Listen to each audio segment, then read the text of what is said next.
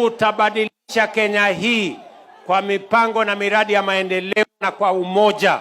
Ndio mnaona tunasimama jukwaa hii sote katika broad based government ambayo inajumuisha Wakenya wote, kwa sababu umoja ni nguvu, kujitenga ni udhaifu. Ndio sababu hiyo tumekubaliana tunatembea pamoja, sambamba, kwa pamoja na kwa umoja, watu, wananchi, viongozi sote wa taifa letu la Kenya. Na sababu hiyo ndio mimi nimefurahi kufika hapa Mombasa leo kwa shughuli hii ya muhimu. Mimi ninataka niwaeleze wale wa siasa mingi wakomeshe siasa kwanza, tufanye kazi. Tunataka kupanua port kwanza, tujenge reli na barabara kwanza. Hapa Mombasa mnahitaji maji, ni kweli ama si kweli? Hapa mwache serikali ya Kenya tunatumia bilioni 30 kuhakikisha kwamba maji zaidi inapatikana Mombasa County, Kwale County na Kilifi County, kwa sababu hiyo ndio ya muhimu. Kwa hivyo wale wa Pang'ang'a na Hekaya Sahabu Nuasi watupatie nafasi kwanza.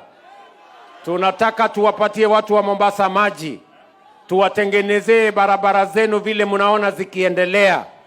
Tupange mambo ya kupanua poti yetu ya Mombasa, tujenge ile special economic zone iko pale, tuhakikisha kwamba tunawapatia hati miliki, tuwaondoe kwenye uskwota. Hiyo ndio kazi ya muhimu, na ndio sababu hiyo tumeungana serikali ya county na kitaifa na viongozi zote ndani ya broad base, tuhakikisha kwamba tunatimiza wajibu wetu kwa wananchi wa taifa letu la Kenya kwa kuwafanyia kazi. Mambo ya siasa itakuja 2027. Hawa wananchi ni mafundi, wanajua nani wa kufaa, nani hafai, nani wa kufanya kazi, nani wa Pang'ang'a, na nyinyi ndio mtatuamua siku hiyo. Ama ni aje watu wa Mombasa? Nyinyi ndio mafundi wa hiyo maneno ama sio nyinyi?